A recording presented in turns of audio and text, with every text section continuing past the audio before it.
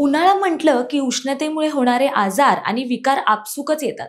त्यात सर्वात जीवघेणा ठरणारा त्रास म्हणजे उष्माघात किंवा हीटस्ट्रोक. इंग्रजीत याला हायपरथर्मिया असं म्हणतात. याच हीटस्ट्रोक विषयी आपण या व्हिडिओमधून जाणून घेणार आहोत. नमस्कार, मी प्राची शिरकर, प्रहार न्यूज लाईन मध्ये आपलं स्वागत करते. आपल्याला बऱ्याचदा उन्हात काम करावं लागतं किंवा प्रवासात कडक उन्हाचा त्रास होतो. अशा वेळी एका मर्यादेनंतर शरीराला उष्णता झेपेनाशी झाली की शरीरातल्या अवयवांच्या कामात अडथळे निर्माण होतात.